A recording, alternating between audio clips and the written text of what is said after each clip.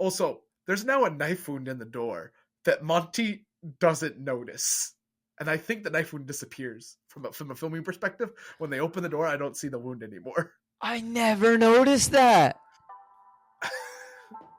So if you're going to put a knife in a door, keep the crack in the door.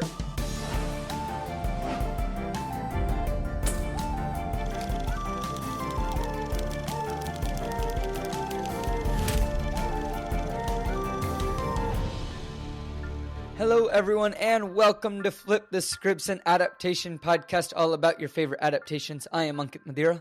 And I'm Stephen Nieman. And this week we are here continuing our coverage of Netflix's series of unfortunate events. And we are looking at episode 3, The Reptile Room Part 1. Starring the incredible Neil Patrick Harris, who is not Leonardo DiCaprio. Good. For those who don't know, I've learned. I'm proud. Welcome to our wonderful show. This is the third episode of this lovely season that we're doing, a series of fortunate events. We have decided together, Ankit and I, we are going to do the whole entire season 1 of Netflix, and then we'll take a break and come back for season 2 later. But we will do the entire season 1. So you will see 4 books in a row. So we have... Well, then from this episode, we have 6 more episodes of series of unfortunate events. So these 2, then 2 of the wide window, and I don't remember the 4th book's name. So we'll get there. We will be doing the Jim Carrey version on our Patreon eventually. After the 3rd episode airs, not the 3rd episode airs, this is the 3rd episode. After the 3rd book airs, so after the wide window is completely done, Ankit and I will have on live on our Patreon a live kind of flip the scripts version where we actually can watch it and react in live time, which is a little more fun for us. But yeah, it's very rare that we watch something at the same time. Netflix watch party, buddy. Our schedules are wonky. Oh, always. But we appreciate you tuning in. And now, so Ankit, it's time for everyone's favorite segment. Well, I assume it's everyone's favorite segment. I like to think that it's everyone's favorite segment. Fun fact time. Woo! So, The Reptile Room Part 1, it is directed by Mark Polanski. Fantastic name. The writing credits: Daniel Handler, who wrote the books as Lemony Snicket. He also wrote the teleplay. And the story editor, Joe Trax. My question is Mark Polanski related to Roman Polanski at all? I don't know. I can do some research for you. Give me a minute. I mean, because, Roman Polanski, for those who don't know, is a famous Hollywood director. He got murdered in the Helter Skelter by the Manson family. Oh, okay. Yeah, that's Polanski with his ex-wife, girlfriend, Sharon Tate. They were together. I don't know, but Mark Polanski, in a quick look, is a Canadian film director, and he got his work starting as an assistant. It does not say anything about Roman Polanski. No. So he's not related. I mean, he's Canadian, so that would probably give us that information. Also, it'd probably be the first thing on his bio page if he was related to the famous Roman Polanski director. Yeah, probably. Great. So, that's a good... What was the IMDb rating, Ankit? The IMDb rating for this episode is an 8.1. Nice. So this one was higher than the other 2, wasn't it? Mm-hmm. So one thing that, if you notice, usually we give an IMDb rating and we also give a Rotten Tomatoes rating. But when it comes to seasons, Rotten Tomatoes only does the entire season. So we're waiting till the end of season 1. No, they do the whole series. They do the whole series? Yeah. So I guess we're not doing Rotten Tomatoes for a while, buddy. I was way off. I tried to find it for the season. I'll look again, but so far, no luck. Really? Because they had 3 seasons. You would think they'd have Rotten Tomatoes for every season. Your logic makes sense. You would think. Because Since Netflix, when has logic made sense? When it came to Netflix, never. When it came to anything. That's true. So yeah, that's great. 8.1 out of 10, not bad. Do you have what they spent on the episode, or is that only per season as well? I couldn't find it actually for the entire thing. Really? Yeah, they kept it under wraps. All I Interesting. was able to find was a quote from Neil Patrick Harris. They were filming something in season 3, and he just goes, "I'm still baffled that Netflix gave me this much money to make a TV show." Fair. I mean, when we did Avatar, which was also Netflix, they seemed to give us that money because I guess they wanted to show how much money they were spending on it. Yeah. But also that show kind of tanked.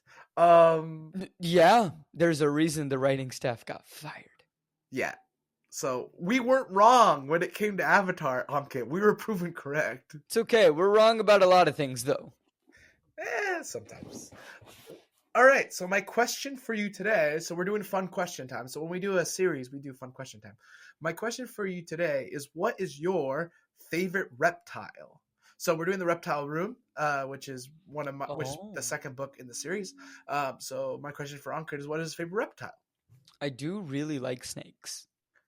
Do you have a specific kind of snake? Maybe it's from the TV show. I've always enjoyed holding boas every single time I've gotten to hold one. Interesting. I'm really fascinated by lizards and their like ability to like regrow their tails. Mm-hmm. Because I Spider-Man I'm a big Spider-Man fan, and like the lizard. I was really excited when Amazing Spider-Man. That's a spider. No, the lizard being a villain, an Amazing in the Spider-Man comics. And I know what you're talking about. Yeah, Connor, shoots himself with lizard DNA so he can regrow his arm, and then turns into the lizard. Spoiler alert. You can't say spoiler alert after you give the spoiler. I mean, it was a lie. The Amazing Spider-Man 1 was all about that. Also, every freaking TV show in the last Spider-Man verse. If you know Spider-Man, you know it. You know the lizard. But what if you don't? Well, I'm sorry. Read a comic book. All right, so let's hop into the Reptile Room Part 1. So this is the... Oh, you said we? Okay, cool. So this is the third episode of this wonderful series. It starts, as many episodes seem to do, with narration. I'm sensing a theme. Yeah. But it also has a new theme song. Well, it has the same theme song, but it has new sayings in the theme song, which are really fun. I learned not to skip them. He learned not to skip them. And it is really funny. So we can kind of skip ahead a bit because it's a recap of episode 2 and 1. And we just literally did episode 2 and 1. You can just go to the link somewhere in the end of the video. At the end card, you'll see episode 2. Or we might link it here if you're on YouTube. Or, it's somewhere there. Great. So, then we cut to the car with the children and Poe, and they're driving. The car is a lot bigger than it is in the book. The car is explained as incredibly small in the book, which I think is hilarious. So small, in fact, that the 3 children could not sit in the back seat together. Mm-hmm. And so they're driving, but apparently there's new information on Olaf, which I'm like, it's okay because it's in line with the show, but also it's not in line with the book, so I'm still going to complain about it. That's fair. One thing that I have realized, right, between the last episode and this episode is I get why they have to have a bit more of the mystery element earlier on in the show. Because if you haven't read the books, why would you keep coming back to it? Right? Sure. Whereas, like, my parents haven't read the books, but my mom will still watch the episodes, half watch the episodes with me to figure out, okay, what's this mystery? Like, why are the parents, like, what's going on with the parents? Like, we know things, but the kids don't know, like, what's going on, right? So introducing the mystery earlier for a TV show, I think still works because they're not, like, focusing on that. They're just giving you small little tidbits here and there of this mystery from the beginning, and it's a way to pull in new viewers who may not have read the book series. I get where you're coming from. It's still an interesting adaptation choice. So on Lousy Lane, which is where they're driving, they say how Olaf convinced him, and they were never supposed to live with Olaf in the first place. This is never stated in the book, so I don't even know if this is true or retconned in later books, because we're not talking about that. But I think it was a bit weird. I like to think they always had to go live with Olaf because Mr. Poe wanted to keep them in the city, and Olaf was the only relative in the city. So it was Mr. Poe's fault. They're on Lousy Lane, and in the book, Lousy Lane is longer. They're only on Lousy Lane for like a second in the TV show. That's fair. I mean, you got to get to where you got to get. That's true. They also complain about the smell. Mr. Poe says it's ginger. Klaus and Violet don't know what the smell is, but in the book they do. It's horseradish, and that's never really said at all. But I thought I'd say it here because for those who don't know, it is horseradish smell because it's a horseradish factory around Lousy Lane. Oh. Oh, well, no, the narrator says it, but the kids know it's horseradish. Yeah. It's just interesting that they don't know in the film, in the TV version. Fair. They show up and they knock on the door, and the kids are a little afraid. There was a whole bit that was missed from the book to TV show where Violet was thinking of an experiment to how to like handle the smell of the horseradish, but of course we were just going straight to the house, which, you know, in a limited time for a TV show you might have to, although the book is only 180 pages and you have 2 episodes to tell it. So yeah, but also like it doesn't matter that much. Move on. I'd rather meet the new characters.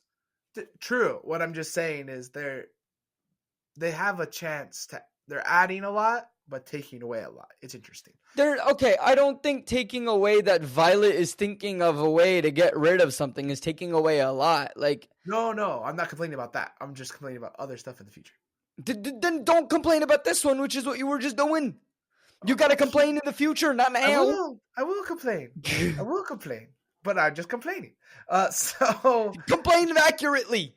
They knock on the door, and Monty, Dr. Montgomery shows up. Mr. Poe's like, you make sure you call him Dr. Montgomery. His name is Montgomery. It's quite funny.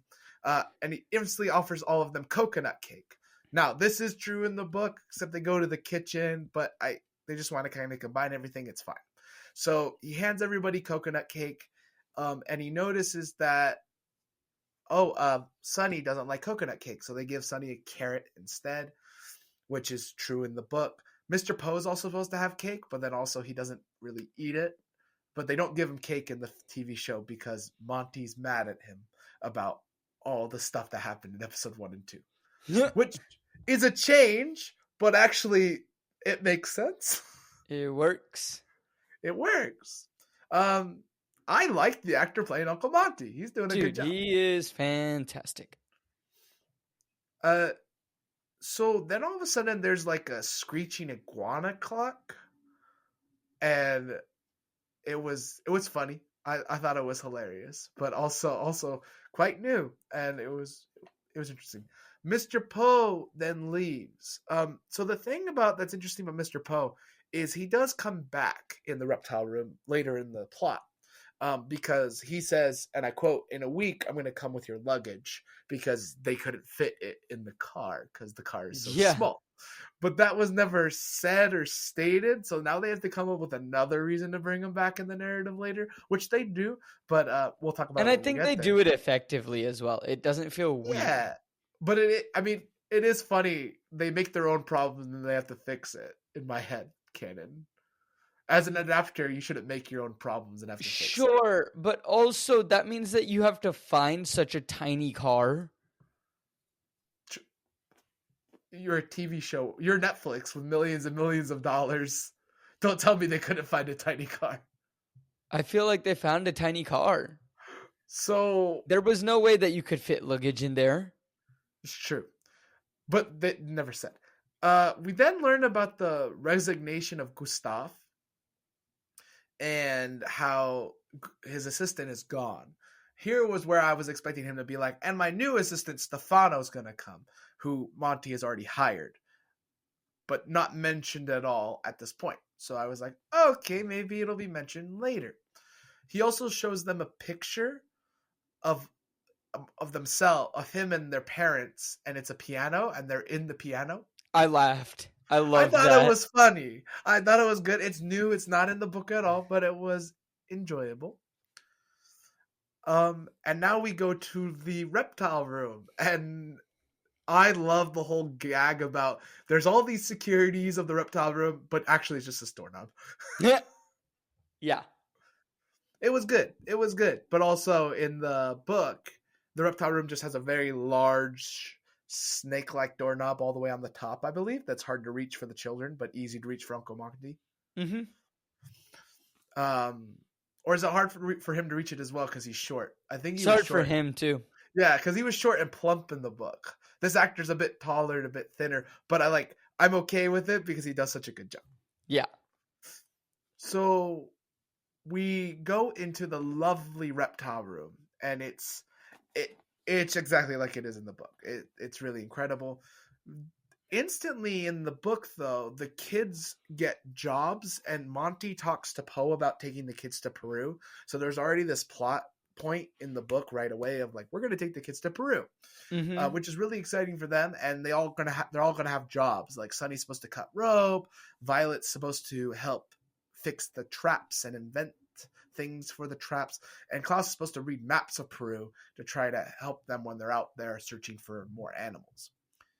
This was never done in the TV show, so they have different things to do now, but I feel like it was very important and integral for them to become part of Monty's lives, and have this idea like, oh, we're going somewhere. We're all going to go to Peru, which is a safety to them, because it'll be away from Olaf, who's on the run. So I thought it was an interesting omission. I don't know if it was done. I think it works.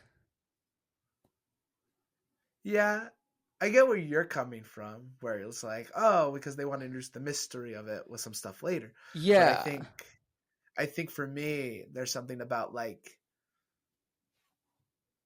I don't know. There's something about the kids feeling already, oh, we're not going to be here long. We're gonna go somewhere incredible they've never been. Mm-hmm. So it was something about that I really missed. Then we meet the incredible deadly viper. Yeah. Incredibly deadly viper. And I was like, wow, this is a good snake. I thought this was really well. Like the CGI of episode 1 sometimes with the baby was a bit weird, but the CGI for the snake was really well done. Oh yeah. I was very impressed with the snake. They had good budget. The snake, bites Sunny, but then we cut back to the narrator, who is Lemony Snicket, and Lemony Snicket basically says, "Yeah, Monty's gonna die," which is said in the book, so Monty's gonna die at some point. Yeah, you just don't know when. So it's a good. I mean, like, it's done well. I'm not complaining about the narration. It is exactly like it is in the book. We cut back to the incredibly deadly viper around Sunny. And the one thing I missed was a little bit was like how Sunny bit the snake back and how they were playfully biting each other. That might have been hard to do with the CGI, so I'll cut them some slack there. I'm cutting them slack because maybe they realized that CGI baby was too scary in episode 2. And they were like, we're just gonna have Sunny around the snake. A snake Steven, around Sunny. What do you mean? What? I thought CGI baby was perfect. Oh, CGI baby was scary. But for them to learn that after just 2 episodes is quite incredible. Yeah. They were like, you know what? No more CGI baby. Yeah. I will say Sunny's a little more the actor playing Sunny. She feels a little more lively in the takes this episode. So I don't know if it's because the baby's actually being a baby, or like they're actually telling her, they're actually like instructing the baby what to do. But like it could also be that like baby's more comfortable around the people. Exactly. So it was really funny. I thought Sunny was well done in this episode. Obviously, Mm-hmm. favorite character. Ankit's favorite character from episode 1 and 2 was the hook guy. Yeah, we'll see who the favorite character is in this episode. Yeah. So he then shows them the library, and they talk about dramatic irony because he says, as long as you learn everything in this reptile room, nothing can hurt you. Mm-hmm. Which is obviously dramatic irony because Uncle Monty will die. Now we know in the In reptile the room. reptile room. Yeah. So then we cut to the next day. And so in the book, they spend a lot of time with Monty leading up to Peru. I think at least a week. It's a But week. we assume it's just the next day in the episode. So we assume we're just in the next day. Right. And Klaus is looking over maps, and Violet and Sunny are on the ground. They've said they fed a bunch of the reptiles, and Uncle Monty comes in and says, I'm going to go into town to get all these errands done because he wants to go get a canoe and peaches, which makes sense because they're going off to Peru, where this is my other issue. It's like, yes, this action is an action that he does in the book, but he does this action because they're planning a trip to Peru and they need a canoe for Peru. Yeah, but I think it also still works in this sense, right? That they're not planning the trip because of a line that he says, because Klaus is like, a canoe, and he's like, one should always be prepared. I mean, I get you. I get where you're coming from, but also, like, again, fixing problems you create as an adapter, I don't know if that's the right move. You know what I mean? Creating your own problems and then having to fix them. I get where you're coming from. I get where they're coming from. Yeah. So then Monty leaves with a reptile, and I think it's hilarious. It's the screaming iguana. He takes it on a walk. Yeah. And I'm like, oh, that's actually really funny. It's enjoyable. That's cute. And then Klaus opens up a map, and in the map he shows the hedge outside. Mm-hmm. And I'm like, okay, this is new because the hedges don't exist in the book, and apparently the hedges make a shape of an eye. So the same eye that's tattooed on Olaf's ankle. Right. And they think Monty's evil. Which I'm like, I can see how the kids made that connection. Yeah, I was like, well, this is new. Hedges, okay. We're back in hedge territory. It's new. We're back in hedges. No, not again. That's what I was thinking when I watched it. I was like, no, please don't do a shining on me. We're back on hedges. We're back on the hedge. If anyone doesn't know why we despised the hedge so much, go check out our Shining episode. It's somewhere, maybe there. Stephen, you're gonna have a fun time adding like little cards to this episode because we keep referencing previous ones. I appreciate it so much. But yeah, the hedges are back. But it's an interesting way to pull it in. I think because, like, even in the book, the kids are hesitant of Monty. Of course. And they're like, oh, but, like, what if he is working with Olaf? And what if he is doing this and all of that? Uncle Monty. We need to give him his full title. Oh, I'm so sorry. Uncle Monty. Yeah. Which is what they call him in the book. And I love it. And yes, eventually in the TV show, they do call him that as well. So we cut to the hedge, and there's a bald guy walking through the hedge. Now, if you read the book, you know who it is, but we're about to learn anyway. This is Stefano. Stefano is Uncle Monty's new assistant. Woo-hoo! So Stefano's walking through the hedge to the front door, instead of in the book, where Stefano gets dropped off by a taxi. I'll explain why this is weird. It's important.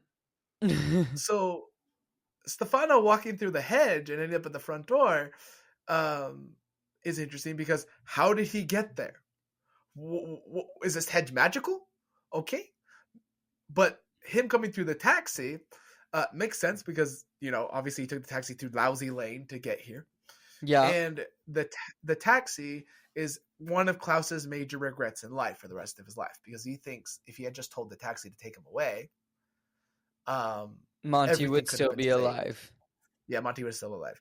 Which they still talk about in this episode, but they've changed it so it doesn't work as much. Yeah. They've had to change it slightly just to make it work. And again, you're causing your own issues, show. And that is, everyone, Stefano's arriving. That is where we're going to take a break. Hello, everyone, and welcome to the snack break. I hope you are all enjoying this episode of Flip the Scripts. If you are enjoying this episode, please make sure to hit that subscribe button on YouTube, hit that like button. It really does help us out. And if you're listening on any of the podcast apps like Spotify, Apple Podcast, anything like that, be sure to hit that follow button. Leave a rating or review. That really helps us out a lot. And thank you so much to anyone who has already done this. Thank you to anyone who will do this in the future. It really, really does help us out a lot. Now, if you would like to gain access to some bonus content, you can do so by heading over to patreon.com/coopforge. And speaking of patrons, I want to give a big shout out to Lucy Sadler, who increased her patronage to the production manager level. Lucy, thank you so much. It really means the world to us. And thanks to you, we're able to do bigger and better things, hopefully, that you, the listeners, will enjoy. So, listeners, if you sign up for the Patreon, you get access to different types of bonus content, like access to our notes, access to some bonus videos, bonus audios, different things like that. You also get access to everything from all 3 shows hosted here on Co-op Forge. So not only do you get content from Flip the Scripts, you also get it from Post Finale and Seattle Across the Pond. So again, if you want to sign up, it is patreon.com/coopforge. So patreon.com/CO_OPFORGE. Now, if you want to help out the show in a non-monetary way, that's great as well. Thank you so much. The best way to help grow the show is just reach out to a friend and tell them about the show. Word of mouth is a fantastic way to grow the show, and it really does help us out. Just reach out and be like, hey, you love books, or hey, you love movies. There's this show called Flip the Scripts. It's new, it's fun. The hosts are really funny, they're silly, they get into arguments sometimes, but at the end of the day, they're taking a look at adaptations and all types of adaptations. It really does help us out, and thank you to anyone who has done this already, who will do this in the future. And also be sure to follow us on social media. You can follow Flip the Scripts at Flip the Scripts Pod on Instagram and Facebook, and you can also follow Co-op Forge, which we post content from all the shows here on Co-op Forge on Instagram, Facebook, and TikTok, and that's at Co-op Forge, so that's CO_OPFORGE. It really does mean a lot that you are all listening to this episode, so let's get back into it. So we're back, and so the children open the door when they hear the doorbell, and they open the door, and there is Stefano, and he's smiling just like Ankit is. If you can't see it because you're listening to us, just know Ankit's doing a really good job. Thanks, man. And Stefano has no eyebrow and a long beard, and that is his biggest thing. But the kids look at Stefano and immediately go, oh, it's Count Olaf. And it's true in the book and in the TV show, and it's really well done. Also, Neil Patrick Harris does a really good job playing Stefano. Oh, yeah. Just, I don't know what you are talking about. Yeah, so Stefano, the way they explained him in the book, it's just perfect. Like, it's magically perfect. Like, they really I felt like I was reading the book and I really watched Stefano and I was like, wow, this is like the perfect adaptation of character right there. Like, they did. Really Neil Patrick Harris, I always knew he was a good actor. Mm-hmm. And now I am really excited because, again, I don't really know this series very well, but I'm so excited to keep seeing how he just keeps playing different people as Count Olaf. I agree. So they go to close the door on Count Olaf Stefano. Stefano grabs out a knife and bam, right into the door. And I'm like, okay, this does not happen in the show, mind you, because Stefano, the kids are told Stefano is coming in the book. Right. Because Stefano's already been hired, which is the weird thing. Stefano just shows up. Monty doesn't even know who he is. And magically just ends up in the lives of the children again. But like in the book, there's a reason for him to be there, and the kids have to accept Stefano and let him come inside. Yeah.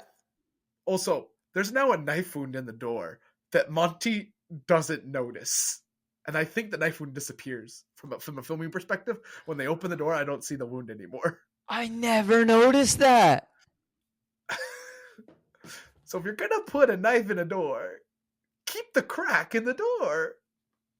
I never noticed that. I just noticed it watching it. Yeah, but I'm mad because this is the type of stuff that I noticed in the other show. Because you're not looking for it because we're talking about adaptation. That's true. This is not the show where I am meticulously looking at all the problems. So Stefano then admits he's Olaf. They know. He drops the act and he's like, I have a knife here and you're all the same. And he's like, and Sonny has 10 toes and they're like 9 toes. And they're like, well, Sonny has 10. He's like, not when I drop my knife. And I'm like, ooh, that point proven. You win. But that would do it. That would do it. I mean, like, not as exactly word for book, but they end up going up the stairs and like chases them upstairs with a knife. And then they look at the piano picture and Olaf's like, your parents. And they're like, that's not our parents. He's like, yeah, they're in the piano. They're like, how do you know that? He's like, I took the picture. What? Did he put them in the picture? So did he put them in the piano? This is the other thing that I'm confused about because, all right, Olaf, right? Yes. Monty claims he's never met the man at all in the book. Now, I'm sure maybe this is revealed in later books that maybe they have met, and Olaf, I think, is a part of this secret society that Monty's a part of and the children are a part of. And VFD, we'll talk about VFD when it comes to it. But and I agree with you, Ankit. Maybe they needed to reveal some of this stuff earlier to get the mystery going, and I see where you're coming from. But there is such a thing as discovering things as you go from a character's perspective, and I really like the children to think that Olaf is not connected to their parents at all. So I feel like there's such a, I don't know, it just, to me, it hits a very different angle where as an adapter, I'm not happy. As a TV showrunner, I understand. I can get behind that, right? Like, I think as an adapter, I get where you're coming from, that like you don't want this. But then you got to keep in mind, like, you have to introduce it a bit earlier because not everybody has read the books. I think they introduced it in the 3rd book. So I mean, I get like, because there's only one season is 4 books. So I get maybe like they need to introduce it in like book 2 instead of book 3, which is I think where they do introduce it. Right. I don't know. I read The Wide Window, so this will be my first time reading it. Yeah, I don't know. But I think like them introducing it, right? Like them introducing at the end of the first episode, parents are alive. That's all we get. Parents are alive. Right. And it's just like they're not giving a lot of tidbit information because you're still learning things through the kid's perspective. But as audience members, other pieces of information. So then we have a little chase scene, and Stefano chases them into the reptile room, and they lock it on him, and he can't get in because the reptile room, if you don't know how to open it, you just can't get in. Which is true. Yeah. I mean, it's a doorknob, but there are like 13 different knobs on that door. In the book, Stefano just goes upstairs to his bedroom that he already knows what it is because the children pointed out to him. But he doesn't have a bedroom yet because Uncle Monty doesn't even know he's there. So Uncle Monty comes back with the canoe on his Jeep. I think it's a Jeep. It's supposed to be a Jeep. I'll assume it's a Jeep. So Uncle Monty shows up with the canoe over his Jeep, and the children see it, and they're not quick enough. Stefano's the first one out. So Stefano instantly introduces himself as Uncle Monty's new assistant. Uncle Monty accepts it right away because he's like, I'm from the... Oh, you're from the... And they keep S-ing at each other. Yeah. Because he's from like the Societal of Snakes thing. Mm-hmm. He also notices that Olaf has alligator skin suitcases, which is obviously a hint that he doesn't care for reptiles. What do you mean? Of course he does. He is in love with the reptiles. Yeah. So then Stefano told Monty, off screen, mind you, that he did chase the orphans with a knife, and it's part of his exercise routine. Yeah, what the hell? Like, Uncle Monty's not that dull. He would have been like, you chased my children with a knife. Get the heck out. Get out. So there's no reason for Stefano to be there anymore. It just the whole thing. The children are supposed to come to him at be like, it's Olaf, and he doesn't believe them because he's like, no, it's Stefano. He's from the Heliopopical Association, and they're trying to steal my most prized possession, which is the incredibly deadly viper. Right. So there's this whole thing. Then they go out to the canoe.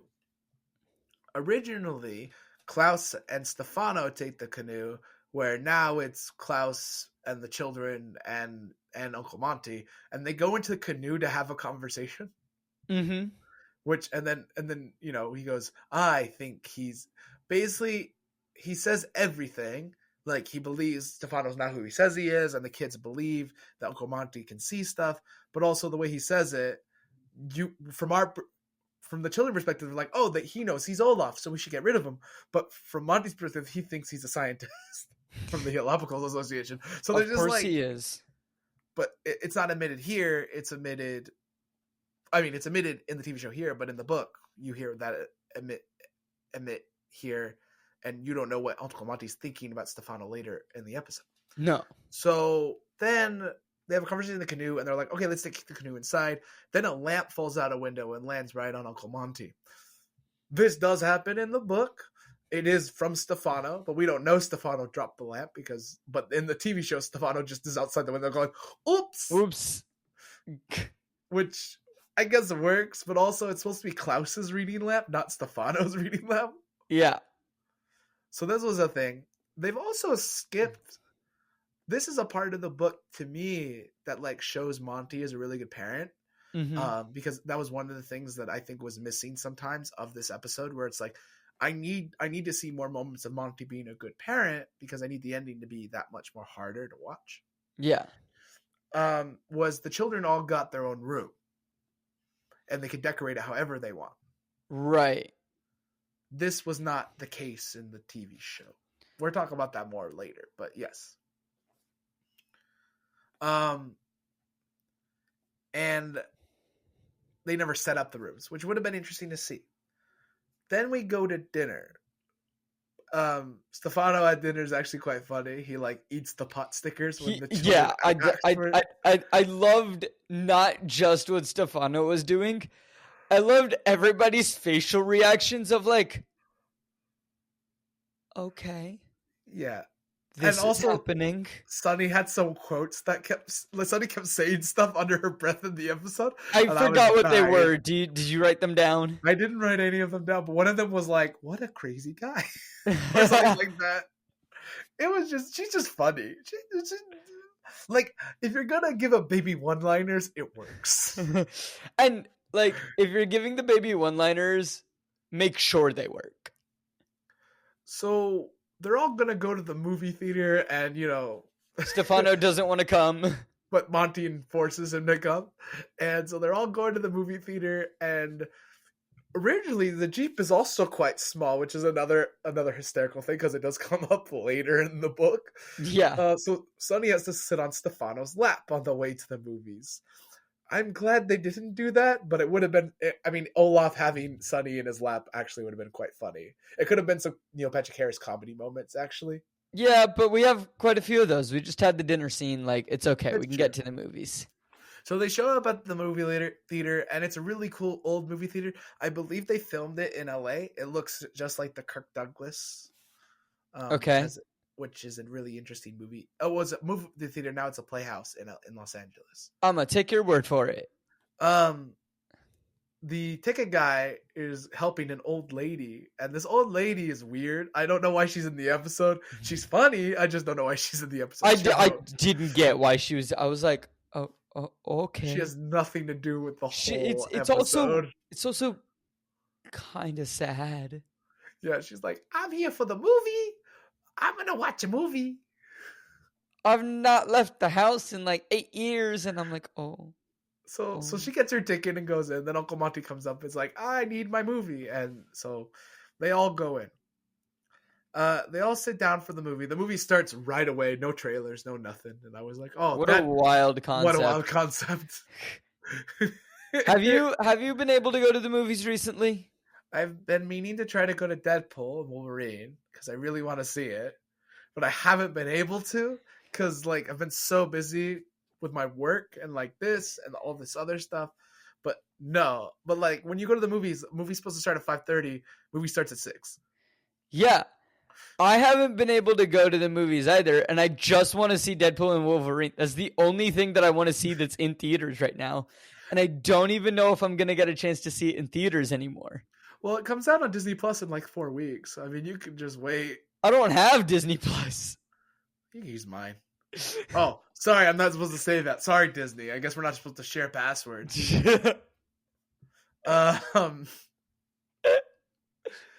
Now, no. See, we won't share passwords because you were thinking of maybe coming to Seattle. We'll just watch it together. And that way you're not sharing a password. There we go. You're just sharing the device. Yeah. So, Olaf says he's going to get everyone popcorn, or Stefano, and he shows up with like a giant popcorn bag, and he drops like a really tiny one in Klaus's lap, and I thought I laughed so loud. It was good. It was a good comedic bit.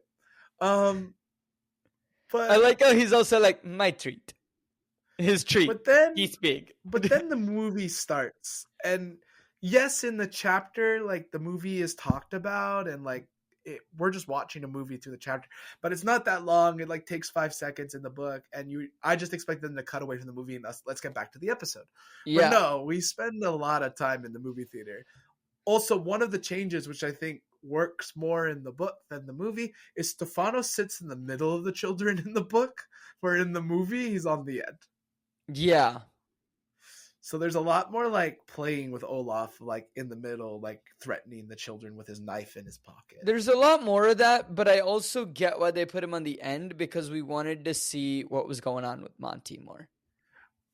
Yes, and we'll talk about it. So Monty tells Klaus that if I get up at any point, just stay seated and keep Olaf. Keep an eye on him. Keep an eye on Stefano. So then Monty, we're watching the film, he takes out his eyeglass and it keeps flashing the eye symbol in the top corner to try to read code. And there's a code in the movie. I did laugh at one of Stefano's lines. He goes, "Ugh, subtitles." And I was like, how dare you besmirch the name of subtitles. I also love the fact that Klaus is like, why are there subtitles in an English movie? And then Monty goes, no, the best movies have subtitles right after that line. Yeah. So it has code, and it's a code telling him to take the kids to the Prospero because it'll save them. But we don't know what the Prospero is because Olaf catches on and he blocks the code from the location. Mm-hmm. One thing that I just realized we forgot, we missed a beautiful fourth wall break. Oh, you mean when at dinner where he's like, I don't prefer movies, I prefer TV shows. Long-form TV shows that I can watch in the comfort of my own home. Just straight down the camera.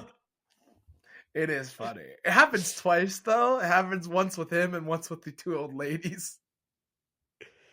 So Olaf ends up going to go get more popcorn, and two of his goons, the old lady goons, the twins, are there at handing out popcorn.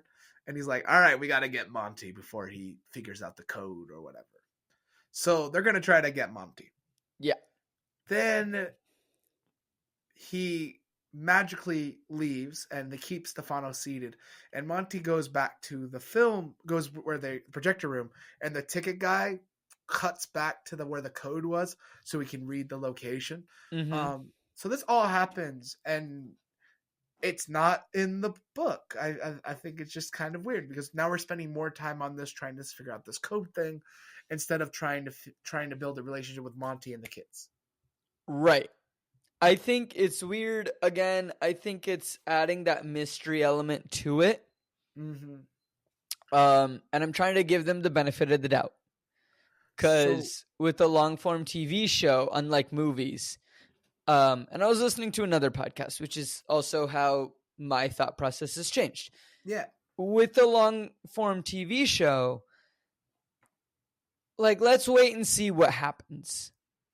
Yeah, Right? I just Because, felt, and especially when the writer is on the staff.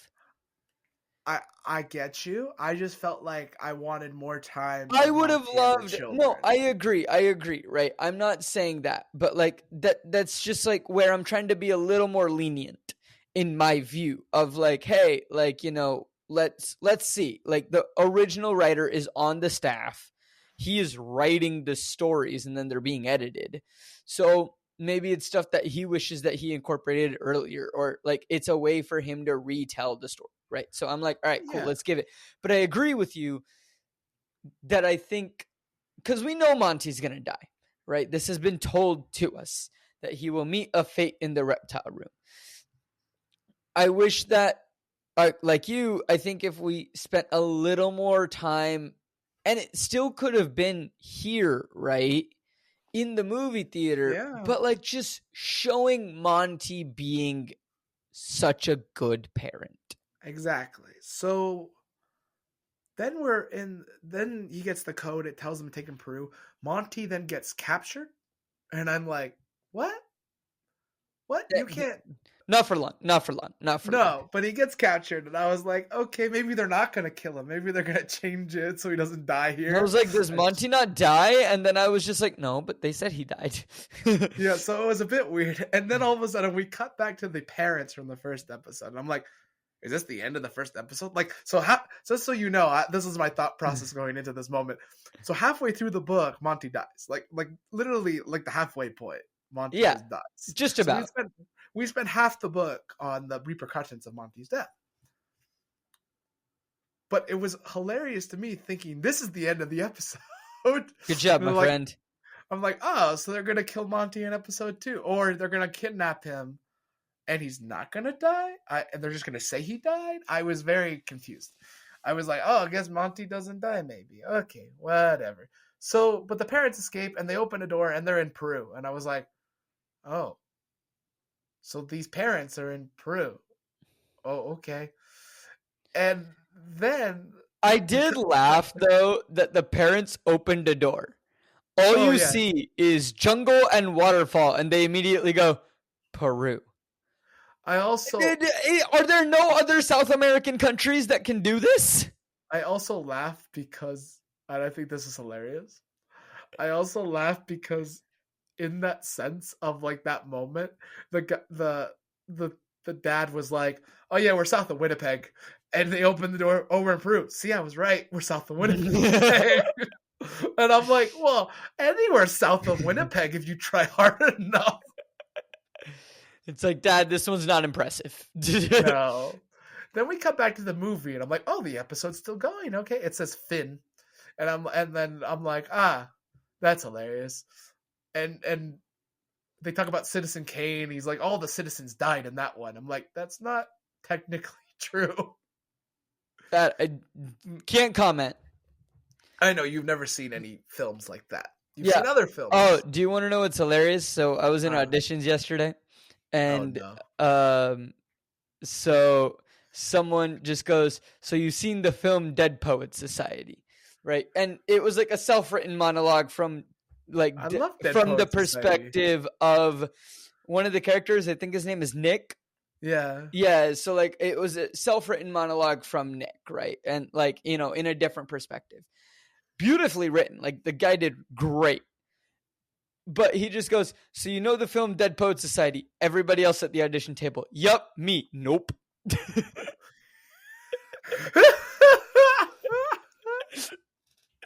And everyone just looks at me and I'm like, there's a list. And they just go, okay, continue. You were like, yeah, I have a podcast.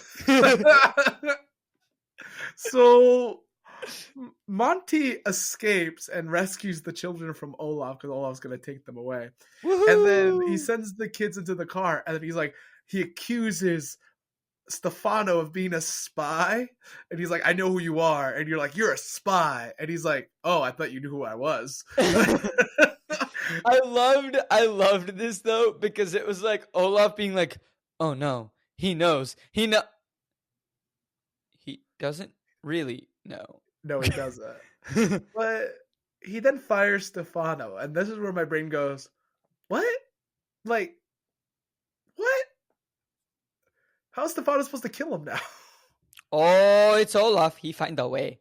No, I know, but like he doesn't get fired in the book. I just think this added moment of tension was just like, okay. It's again, they're adding stuff to me that was like the storytelling. This moment was interesting. It was like a moment of him standing up to Olaf, Stefano, and like accusing him of being a spy for the society. Right. But I don't know. Monty was a little more subtle with how he wanted to deal with Olaf in the book. Like, I'm going to rip up his ticket to Peru because we're all going to go to Peru together, but not him. And then Klaus actually made a mistake by telling Olaf that he ripped up his ticket. Yeah, and that's so why Klaus Monty's was dead. Semi-responsible for Monty's death. Oh no, Klaus is I would say a solid like 25% responsible. Yeah, but in this version he's not, and I think it hits the kids harder because of all the actions they took. Because Klaus is book smart, not street smart. We know this. So then we end up back in the house, and he's like, I fired Stefano, and all the kids are like, yeah. And he's like, he'll never bother us again. And they're like, yeah, and we're going to Peru. And they're like, what? So I'm like, okay. And he's like, tomorrow we're leaving. Which I'm like, okay. Yeah. So he's like, good thing I bought those peaches and canoes, because if we didn't have them, we couldn't go to Peru. And I'm like, it's almost like that's why you bought them in the book. It's almost like you had a plan. And then he looks, and then this is the other thing that like bothered me about the end of the episode. They're sharing a room. Yeah. I don't care how nice the room is, but they're sharing a room in this giant house of Montgomery. Like, it would have been fine if he was like, you can all pick your own room, and then there was like a line of the kids saying, no, we'll share one. Easy fix, right? Of like, yeah, go pick your own room. And then it's just like, okay, like, no, like we would feel more comfortable sharing one. All right, fine. Like, you do what you want, kids. And now we have more narration.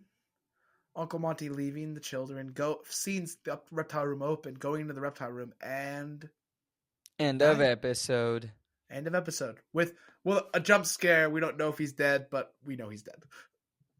No, of course not. You have to leave the suspense for the whole 35 seconds before the next episode starts because you're on Netflix. And they used to do the thing of releasing the whole season at once. And not now the dumb thing where they won't even tell you when the next part is supposed to be released. Cobra Kai. I still haven't watched season 6. Oh, I mean, I watched it up to the point where they're not releasing anymore. Fair. I'm like, at this point, I might just wait. Fair. So it ends with Uncle Monty's death, and that's kind of sad, and we'll talk about what happens, repercussions of that in the next episode. So, Ankit, what do you rate this episode as an episode, not an adaptation? Like an 8.5. I loved this episode. It was so much fun.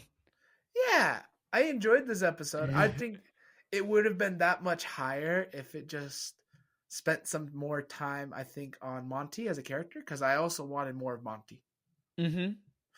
So I think if they spent a little more time on Monty, it would have been a 9 or a 10 for me. Yeah, he was a good actor. Very good. Yeah, what would you give it as an adaptation with all the things that they did? 7. I was gonna say 6.5 because I'm not. Maybe I can give this one a 7 because it's half the book. So 7 on this half of the book, but I don't think it bodes well for the second half of the episode. The second half of the book. Yeah. If that makes sense. I could agree with you on a 7, but I think because of this episode, I don't think episode 2 is any easier as an adaptation. Right. Like, I think they didn't set up the second half for great success necessarily. Yes. And we will see how much of a success that is. Yeah. We will rate the book next week. If you agree with us, if you disagree with us, tell us in the comment section below. We hope you're enjoying it. Maybe watch the episodes along with us. If we're doing episode 2, part 1, watch the episode before you watch us. So Netflix is supported. Please support the official release and everything like that. If you like us, follow us on all the social media things and subscribe to our channel. Thank you so much. We appreciate you. Have a wonderful rest of your day, evening, or night. Oh, we did have one announcement that we have forgotten. We have an announcement? You've gotten this far. Well, we talked about it offline. But we've talked. I think I said it online. Do you not remember it? Oh, we just changed it. If we are able to get to 500 subscribers. Oh, that's what we talked about. Yes. On YouTube. Specifically on our YouTube. Thank you for listening anywhere else you might be listening. It is very greatly appreciated. And if you are listening on any other platform, if you don't mind just hitting the subscribe button on YouTube, it would help us out a lot. But if we get Co-op Forge, it is very easy to find. All of our podcasts are there. But if we get to 500 subscribers on YouTube, Stephen and I will start going through the Twilight series. I'm not happy. I've seen the first film, Stephen. I know you have, and I'm sorry. I've watched 10 minutes of the first film, and I couldn't watch any more because I could turn away. But now we would be forced to sit through the whole thing. Do you want to know why I was able to get through the film? Because your friends were there and you were drinking. No, it's because my friends were there and we were making fun of it the whole time. We won't be able to do that for this show. We will maybe the adaptation. All right, that is the end of part 1 of the Reptile Room. See you next week. We love you. Bye. Bye. Hello, and thank you so much for listening to this episode of Flip the Scripts. Flip the Scripts is created, hosted, and produced by Ankit Madhira and Stephen Nieman. Our editor is Sebastien Hollich. The art is by Kshitija Madhira, and the music is by Sebastien Hollich. If you like the video, you can click to listen to the next part, or if it's not out yet, you can find one of our previous episodes. Or if you want to check out some of our other content, here's a fun video from another one of our shows. Don't forget to subscribe, hit that like button, comment, and hit that bell icon to get notified of all of our content when it releases. Subscribe to our Patreon if you want bonus content. Links to all of our social media and Patreon are in the episode description down below. Thank you for supporting our content. Come back next week for more shenanigans from Co-op Forge. New episodes for Flip the Scripts release every Friday, Seattle Across the Pond every other Thursday, and post finale every Wednesday. Thank you so much for listening, and we'll see you soon. Bye now.